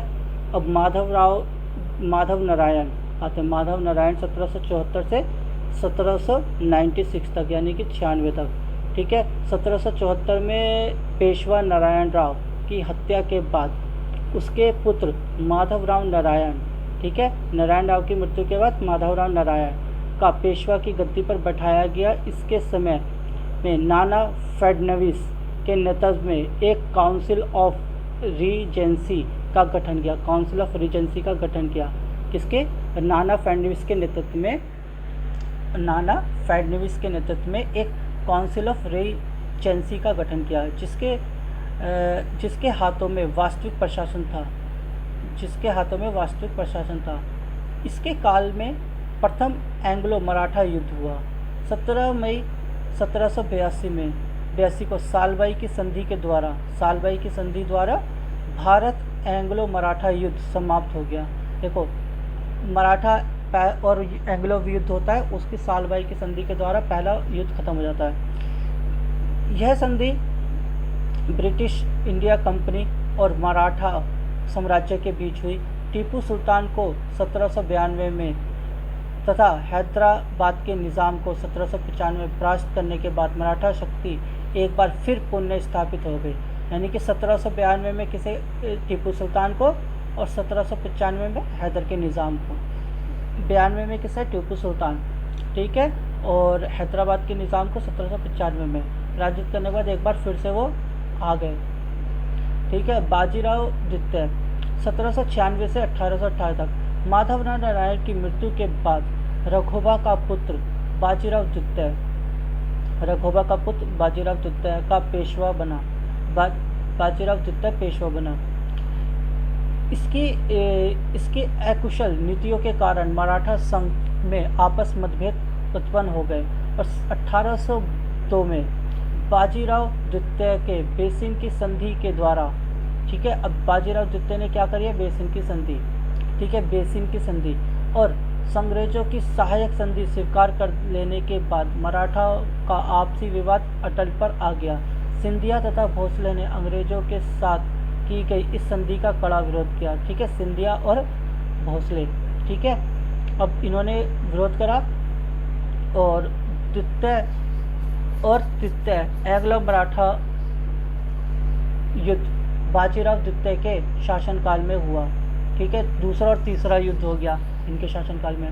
द्वितीय एंग्लो मराठा युद्ध में सिंधिया और भोसले को पराजित कर अंग्रेजों ने सिंधिया और भोसले को अलग अलग संधि करने के लिए विवश किया और 1803 में अंग्रेजों और भोसले के साथ देवगांव की संधि पर कटक और वर्धा नदी देवगांव की संधि कर कटक और वर्धा नदी के पश्चिम का क्षेत्र ले लिया, ठीक है। अब जो भोसले के साथ उन्होंने जो संधि करी है, विवश करा 1803 में अंग्रेज और भोसलों के साथ देवगांव की संधि पर कटक और वर्धा नदी के पश्चिम क्षेत्र ले लिया। अंग्रेजों ने 1823 में सिंधिया से सुरजी अर्जन गांव की संधि कर, पहले इन्होंने भोसले के साथ क्या देवगांव की संधि, उसमें क्या ले रहे हैं, कटक और वर्धा नदी। अब इन्होंने दूसरी करी है किसके, सिंधियों के साथ, सुरजी अर्जन गांव की संधि कर उसने गंगा और यमुना के क्षेत्र को ईस्ट इंडिया कंपनी को देने के लिए बाध्य किया, ठीक है। और 1804 में अंग्रेजों और होलकर के बीच द्वितीय एंग्लो मराठा युद्ध हुआ। इसमें पराजित होकर होलकर ने अंग्रेजों के साथ राजपुर पर घाट की संधि करी। किसने करी है ये, होलकर ने, ठीक है। होलकर ने द्वितीय जो एंग्लो मराठा वार हुआ है उसमें मराठा की शक्ति का मतलब अब इसने संधि कर ली है, राजपुर पर घाट की संधि कर ली है। अब मराठा शक्ति का पतन 1817 से 1800 ईस्वी में हो गया, जब शव्य पेशवा बाजीराव द्वितीय ने अपने को पूरी तरह अंग्रेजों के अधीन कर लिया। अब बाजीराव द्वितीय द्वारा पूना प्रदेश को अंग्रेजों राज्यों में विलय कर पेशवा पद को समाप्त कर दिया गया, ठीक है। पूना जो था उसे प्रदेश को अंग्रेजों के राज्य में विलय कर पेशवा पद समाप्त कर दिया गया, ठीक है, क्योंकि पूना ही जो था वो गतिविधि का केंद्र था। अब पेशवा साम्राज्य बालाजी विश्वनाथ 1713 से 1720 तक। 1713 में मराठा साम्राज्य के शासक शाहू ने बालाजी विश्वनाथ को पेशवा की उपाधि दी। 1720 में बालाजी विश्वनाथ की मृत्यु के उपरांत उनके पुत्र बाजीराव प्रथम पेशवा की गद्दी पर बैठा। बाजीराव प्रथम आते हैं। बाजीराव प्रथम 1720 से 1740 तक दिल्ली पर आक्रमण करने वाले प्रथम पेशवा बाजीराव प्रथम थे, ठीक है। और ये वही बाजीराव है, बाजीराव प्रथम, ठीक है। और उसने जो मतलब मस्तानी वाले थे, काशी मस्तानी इनकी वाइफ थी, उसने 1737 में दिल्ली पर आक्रमण किया। इस वजह से मुग़ल बादशाह मोहम्मद शाह दिल्ली छोड़ने पर मजबूर हो गया और मोहम्मद शाह का दूसरा नाम रंगीला था। मोहम्मद शाह का दूसरा नाम रंगीला भी था, ठीक है। अब देखो, बाजीराव ने 1728 में पालखेड़ा यानी कि नासिक के मैदान पर हैदराबाद के निज़ाम को पराजित करा। पालखेड़ा यानी कि नासिक के उसमें मैदान में हैदराबाद के निज़ाम को भी पराजित किया। बाजीराव मस्तानी से अपने संबंध को लेकर प्रसिद्ध हुए और मस्तानी बुंदेलखंड के राजा छत्रसाल की पुत्री थी। मस्तानी कौन थी? बुंदेलखंड के राजा छत्रसाल की पुत्री थी। 1729 में बाजीराव ने पुर्तगालियों से सालसेट और बेसिन छीन लिया। सालसेट और बेसिन छीन लिया किसने? बाजीराव प्रथम ने। और इस विजय को बेसिन की विजय के नाम से ज़्यादा याद किया जाता है। हिंदू पातशाही का आदर्श बाजीराव ने प्रारंभ किया। पातशाही का जो आदर्श पातशाही का आदर्श बाजीराव ने आरंभ किया। इसका अर्थ था भारत पर मुस्लिम का शासन समाप्त करने के लिए सभी हिंदू राजाओं का एक हो जाना और संपूर्ण भारत में हिंदू साम्राज्य की स्थापना करना, ठीक है। अब आते हैं, देखो कौन आ रहे हैं अब हमारे, बालाजी बाजीराव। ठीक है, बालाजी बाजीराव। बालाजी बाजीराव को नाना साहब के नाम से भी जाना जाता है। 1749 में मराठा शासक शाहू जी की मृत्यु हो गई। उनका कोई भी उत्तराधिकारी नहीं था। ठीक है, शाहू जी की मृत्यु हो गई, अब उनका कोई भी उत्तराधिकारी नहीं था। 1750 में संगोला की संधि राजा राम द्वितीय और पेशवा के बीच हुई। ठीक है, राजा राम द्वितीय और पेशवा के बीच में हुई, जिसमें से पेंशन के लिए हो जाता है। ठीक है, जिसके तहत अहम शक्तियाँ पेशवाओं के अधीन हो गई और राजा राम नामात्र छत्रपति बना दिया गया। बालाजी बाजीराव के समय ही पानीपत का द्वितीय युद्ध यानी कि 1761 में हुआ, जो कि अफगानी शासक अहमद शाह अब्दाली, ठीक है, के मध्य हुआ।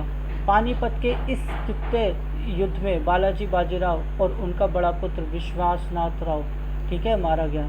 ठीक है, अब आते हैं कौन, माधवराव फर्स्ट। ठीक है, माधवराव फर्स्ट आ रहे हैं। माधवराव पानीपत के तीसरे युद्ध के कारण मराठा पेशवा की गद्दी पर बैठा। माधवराव ने ईस्ट इंडिया कंपनी की पेंशन पर पल रहे मुगल बादशाह शाह आलम द्वितीय को पुणे दिल्ली की गद्दी पर बैठाया, मतलब दोबारा से गद्दी पर बैठाया, किसे, शाह आलम द्वितीय को। और मुगल बादशाह अब मराठाओं के पेंशन भोगी हो गए। ठीक है, अब मराठाओं के पेंशन भोगी हो गए। 1772 में टीबी क्षय रोग के कारण मृत्यु हो गई। ठीक है, माधवराव की, और संतान ना होने के कारण उनका छोटा भाई नारायण राव अगला पेशवा बना। ठीक है, माधवराव का जो भाई था, छोटा भाई, वो नारायण राव, वो पेशवा बन गया। ठीक है, अब देखो नारायण राव जो आते हैं, नारायण राव द्वितीय 1772 और 1773 पेशवा की गद्दी पाने के लिए नारायण राव दो की हत्या अपने चाचा नारायण राव की जो हत्या थी, उनके जो चाचा थे रघुनाथ राव, वे उसकी पत्नी ने मिलकर कर दी। ठीक है, कौन कर रहे हैं, रघुनाथ राव, जो कि कौन है, बेटे, वो भाई थे, इनके बेटे थे, मतलब बालाजी बाजीराव के ना।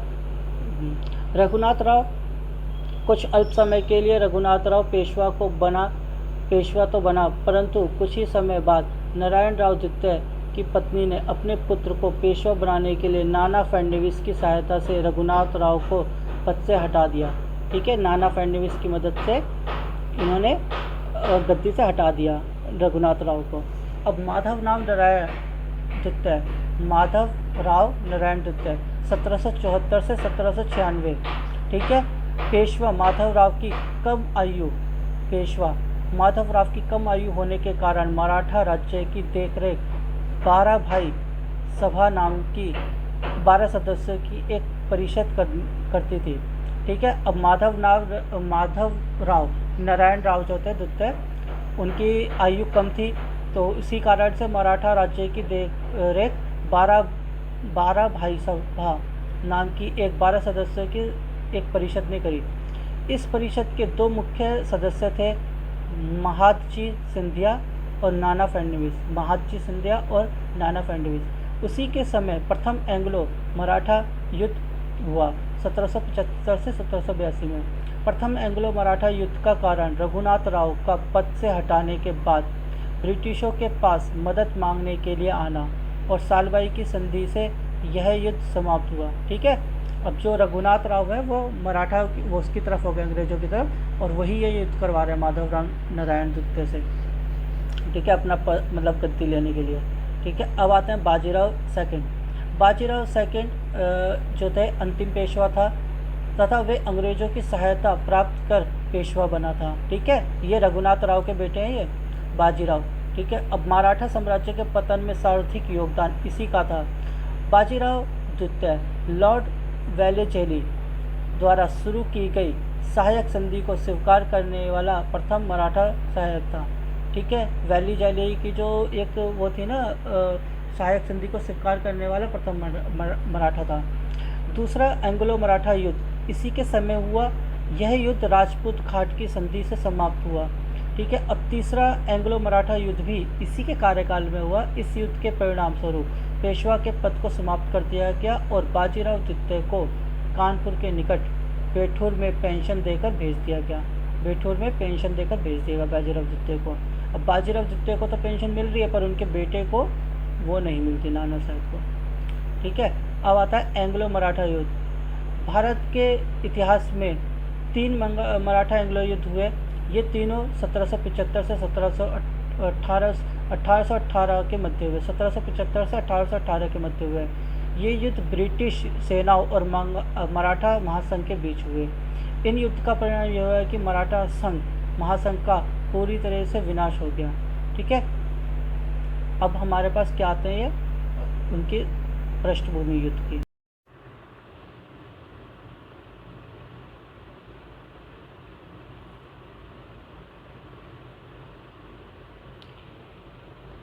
देखो ये युद्ध की पृष्ठभूमि क्या थी। देखो 1773 में रघुनाथ ने अपने भतीजे नारायण राव, ठीक है, नारायण ने अपने भतीजे नारायण राव की हत्या कर पेशवा बन गया। ठीक है, रघुनाथ राव बना था। अधिक जानकारी के लिए ठीक है, अब ये हो गया आपको नारायण राय की हत्या करके पेशवा बन गया। परंतु कुछ ही समय बाद पेशवा रहा। बाद में नारायण राव की विधवा ने, ठीक है, अपने छोटे बेटे माधवराव नारायण राव द्वितीय को नाना फडणवीस की मदद से पेशवा की गद्दी पे बैठा दिया। यानी कि जो अब उनकी नारायण राव की जो वाइफ थी, उनके उन्होंने क्या करा, अपने नाना फडणवीस की मदद से अपने बेटे, जो छोटे बेटे थे माधवराव द्वितीय को, उन्होंने गद्दी दिलवा दी। ठीक है, और रघुनाथ राव की पेशवा की गद्दी छिन गई, जिसे पुनः प्राप्त करने के लिए वह अंग्रेज़ों से मदद लेने पहुंचा। रघुनाथ राव ने अंग्रेज़ों की सहायता से पेशवा बनने के सपने को लेकर सूरत की संधि कर ली। ठीक है, सूरत की संधि किसके बीच में, रघुनाथ और अंग्रेज़ों के बीच में। सूरत की संधि 1775। अंग्रेज़ों ने रघुनाथ राव को पेशवा की गद्दी वापस दिलवाने हेतु 2500 सैनिकों की टुकड़ी देने को तैयार हुए। ठीक है, अब रघुनाथ राव ने बाजीराव द्वारा 1729 में पुर्तगालियों से विजित सालसेट और बेसिन के साथ अंग्रेज़ों को देने का वादा किया। ठीक है, इन्होंने तो सालसेट और बेसिन देने का वादा करा था, और इन्होंने गद्दी दिलाने के लिए वादा करा अंग्रेज़ों ने। ठीक है, अब आता है प्रथम एंग्लो वॉर। ठीक है, प्रथम एंग्लो वॉर होता है 1775 से 1782, यानी कि 1775 से 1782 तक। ठीक है, अंग्रेज़ों ने रघुनाथ राव को वापस पेशवा बनाने के लिए इस युद्ध को प्रारंभ किया। इस युद्ध के दौरान 1776 में पुरंदर की संधि हुई। ठीक है, अब मतलब कि जब युद्ध हुआ उसमें अंग्रेज़ हार जाते हैं, फिर उसमें क्या होता है, पुरंदर की संधि होती है। परंतु पुरंदर की संधि करने के उपरांत अंग्रेज़ इस संधि को मानने से मुकर गए और कहा कि तुम पहले ही 1770 में सूरत की संधि कर चुके हो, अतः युद्ध फिर जारी रहा। ठीक है, यह युद्ध में कर्नल कीटिंग, कर्नल अपटन और कर्नल एक्टस तथा उसके बाद कर्नल कॉकबर्ग ने अंग्रेज़ों की अगुवाई की।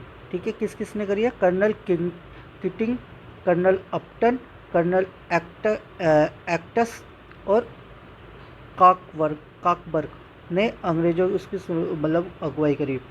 इस समय हाल में वॉरेन हेस्टिंग बंगाल का गवर्नर था। ठीक है, मराठाओं की तरफ से महादजी संधिया, ठीक है, और मल्हार राव होलकर। ठीक है, एक तो महादजी संधिया और मल्हार राव होलकर ने नेतृत्व किया। अंततः युद्ध में 1782 में सालबाई की संधि के साथ समाप्त हुआ। ठीक है, अब देखो पहले पुरंदर की संधि होती है जिसे मानने से बना कर देते हैं, फिर सालबाई की संधि होती है 1782 में।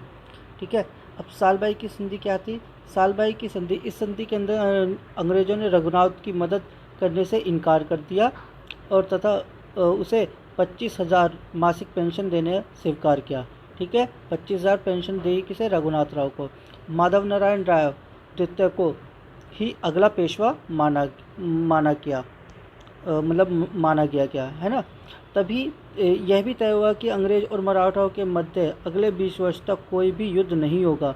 इस युद्ध के परिणाम के रूप में ये कहा जा सकता है कि इस युद्ध में मराठाओं का पल्ला भारी रहा, वह अंग्रेज़ों की मुँह की खानी पड़ी। ठीक है, सलबाई की संधि हो गई। देखो पहले पुरंदर की संधि मानने से मना कर दिया, युद्ध जारी रहा। फिर अब उधर से एक तो इनकी तरफ से कौन वो कर रहा था, महादजी संध्या और मल्हार राव होलकर। ठीक है, ये दोनों ने मतलब, और इसमें क्या होता है, अंग्रेज लोग हार जाते हैं, मराठा जीत जाते हैं। और फिर इस पर संधि हो जाती है सालबाई की संधि, जिसमें रघुनाथ राव को पेंशन दे दी जाती है, माधव राव को गद्दी मिल जाती है, और ये तय होता है कि अगले 20 वर्ष तक अंग्रेजों से युद्ध नहीं होगा। ठीक है, अब आता है द्वितीय जो एंग्लो मराठा युद्ध था। सन 1880 में नाना फर्नांडिस की मृत्यु हो गई। ठीक है, नाना फर्नांडिस की मृत्यु हो गई। उसके बाद मराठाओं के अंदर बहुत भेदभाव तथा सत्ता को लेकर षड्यंत्र के खेल शुरू हो गया। ठीक है, मराठा पेशवा संध्या गायकवाड़ होलकर एवं भोसले में बट चुके थे। ठीक है, अब ये जो थे संध्या मतलब जो मराठा थे वो तीन मतलब उसमें बट गए थे। एक तो पेशवा थे पुणे के, संध्या थे, ठीक है, गायकवाड़ थे, होलकर थे, और भोसले जो कि पुणे से थे। ठीक है, ये इसमें बट गए थे। अब उनमें सत्ता के अधिकार को लेकर आपसी द्वंद्व चलते रहे। ठीक है, अब इनमें आपस की लड़ाई हो रही है। ठीक है, पेशवा देखो किसके पास है, पूना में। सिंधिया ग्वालियर का, ठीक है, राज्य था। ठीक है, और ये जो बांटते हैं ये वो करते हैं। ठीक है, मतलब कि ये बाजीराव, ये सॉरी पेशवा जो ये पेशवा थे, एक मिनट,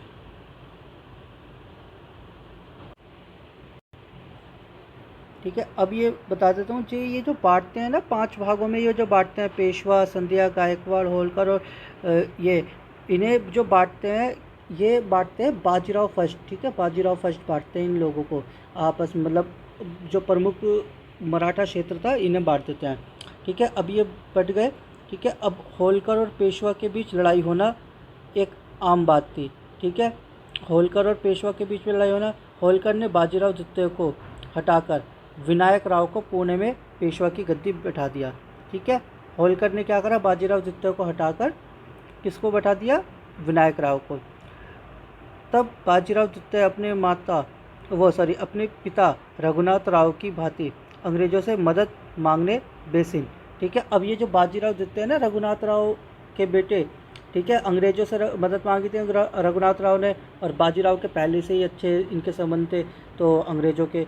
तो बाजीराव द्वितीय ने क्या करा, अंग्रेजों से दोबारा से मदद मांगी, और जिसमें 1802 में बेसिन की संधि हुई। ठीक है, बेसिन की संधि ऐसा माना जाता है कि यहाँ पर अंग्रेजों के पैर मजबूत हो गए थे बेसिन की संधि के दौरान। ठीक है, अब ये कौन कर रहे हैं, बाजीराव सेकंड। देखो बाजीराव की संधि, वो बेसिन की संधि 1802। अब बाजीराव द्वितीय ने लॉर्ड वेलिचेली द्वारा बनाई गई सहायक संधि को स्वीकार किया। ठीक है, और सहायक संधि के अंतर्गत एक अंग्रेजी फौज की टुकड़ी को अपने राज्य में रखने का प्रावधान था, जिसका आर्थिक व्यय भी राज्य को ही वहन करना होता था। राज्य को अपनी खुद की सेना रखने की मनाही थी। ठीक है, यानी कि अब ये मराठा अपनी सेना नहीं रख रहे, अंग्रेजों की सेना ही रहेगी। इसके साथ ही राज्य के सभी बाहरी मामले तथा अन्य राज्यों से सुरक्षा की जिम्मेदारी अंग्रेज सरकार की होती थी। ठीक है, साथ ही किसी अन्य यूरोपीय कंपनियों से कोई संबंध नहीं ना रखने का भी प्रावधान था, यानी कि जो फ्रेंच कंपनी थी और पुर्तगीज़ वगैरह थी, तो मतलब किसी यूरोपियन कंपनी से कोई मतलब नहीं रखा जाएगा व्यापार के संबंध में। साथ ही अंग्रेज कंपनी को सूरत नगर मिलेगा। ठीक है, जो सूरत नगर है वो मिलेगा। अंग्रेज बाजीराव द्वितीय को पेशवा की गद्दी वापस दिलाने में सहायता करेंगे। ठीक है, यानी कि बाजीराव द्वितीय थे, क्योंकि देखो वहाँ पर इनकी आपस में मतलब जो प्रमुख वो हैं होलकर वगैरह, वो इनका बिल्कुल कॉन्ट्राडिक्ट है, क्योंकि इनके जो फादर थे, ठीक है, रघुनाथ राव, उनसे भी इनका बिल्कुल कॉन्ट्रा था कि ठीक है, होलकर वगैरह का। ठीक है, तो इसलिए बाजीराव द्वितीय भी इनके विपक्ष में ही है। सभी जो प्रमुख संघ है, जो मराठाओं का जो बटा हुआ दल है, वो इनके बिल्कुल विपरीत था। तो अब देखो 2 भागों में बट गया है, यही कारण होता है पेशवा की गद्दी वापस दिलाने में सहायता करें।